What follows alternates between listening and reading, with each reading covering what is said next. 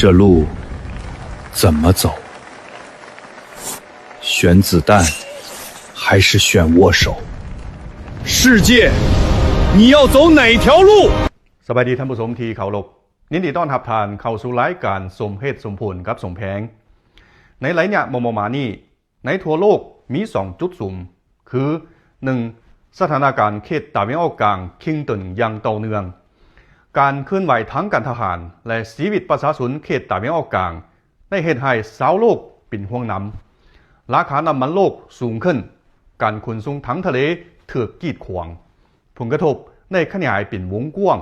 จนกระทบถึงเศรษฐกิจทั่วโลก 2. จุดสุ่มอีกด้านหนึ่งก็คือกองประชุมประจำปีของเวทีปรึกษาหารืออาเซียนปัวเอา2026ได้ขายขึ้นในวันที่24มีนาคมนี้ผู้ดังนาจากเกือบ60ประเทศได้เต้าห้มกันอยู่แขวงไหหลำของจีนปรึกษาหารือร่วมกันเกี่ยวกับการร่วมมือและการฟื้นฟูเศรษฐกิจโลกภายใต้หัวข้อสร้างอนาคตร่วมกันการใช้กำลังอาวุธกับการปรึกษาหารือกันการปะทะกันกับการสนทนากันได้เหตุให้เห็นความแตกต่างกันอย่างจ๋าแจ้งพวกเรามาเบิ่งเขตตะวันออกกลางก่อนการต่อต้านการทางการทหารได้หุนแหงขึ้นเรื่อยๆสามัญชนและพื้นฐานของรางที่สมใส่ทั้งพลเรือนได้ถูกผลกระทบอย่างหนักหน่วงองค์การสหประชาชาติได้เรียกร้องหลายเทื่อแล้วว่าต้องหยุดยิงแต่ก็บ่ได้ผลหยังประวัติศาสตร์ได้ยั่งยืนเทื่อแล้วเทื่ออีกว่ากำลังอาวุธบ่สามารถแก้ไขความขัดแย้งกันจากก๊กเหง้าได้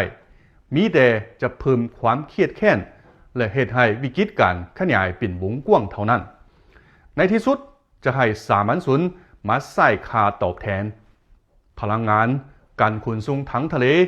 ต้องโซ่การผลิตและการสนองล้วนแต่ถูกผลกระทบอย่างหนักหน่วงบ่มีประเทศใด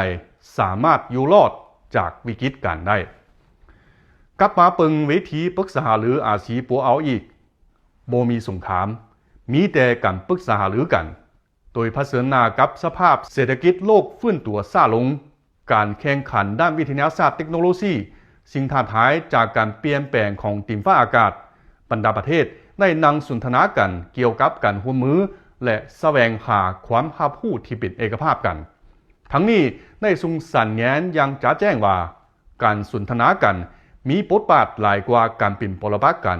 การร่วมมือมีผลดีหลายกว่าการใช้อำนาจในยุคโลกาภิวัตน์แนวคิดผลรวมเป็นศูนย์บ่มีทางออกต่างฝ่ายต่างได้รับผลประโยชน์จึงเป็นทางเลือกแบบยืนยง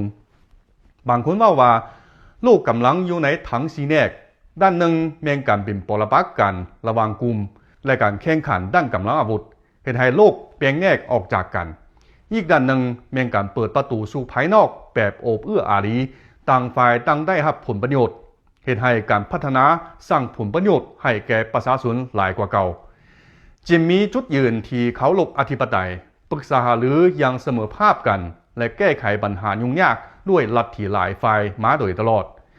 นี่บ่แม่นความเว้าที่ให้ประโยชน์แต่ผัดแม่นทั้งเลือกที่เป็นไปได้และได้รับการยั่งยืนจากการปฏิบัติการท่านผู้ชมอาจจะสนใจว่าเป็นอย่างจีนมีท่าทีเด็ดเดี่ยวคือแนวนี้เพราะว่าคนจีนฮู้ดีว่าสันติภาพและเสถียรภาพแม่งเงื่อนไขเบื้องต้นของการพัฒนาความยุติธรรมและความเป็นธรรมแม่นความปรารถนาร่วมของมวลมนุษย์เพราะว่าภูมิศาสตร์การเมืองจะสับสนคือแนวใดบ่เลือกกลุ่มใดกลุ่มหนึ่งบ่สาดน้ำมันใส่เปลวไฟ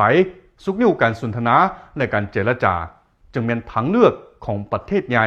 ที่มีความรับผิดชอบสุดท้ายสมแพงอยากว่ามีแต่หยุดยิงเท่านั้นการเจรจาจึงสามารถลืมดำเนินได้หวังให้ฝ่ายต่างๆที่ปะทะกันกลับคืนสู่การเจรจาโดยไว้เท่าที่จะไว้ได้ขอให้ทั่วโลกร่วมมือกัน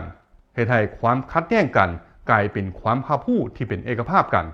และเฮ็ดให้สิ่งท้าทายกลายเป็นโอกาสเอาละท่านผู้ชมมื้อนี้สมแพงขอเว้าฮอดเท่านี้ก่อนขอบใจท่านที่ได้ให้เกียรติติดตามชมแล้วพบกันใหม่สบายดี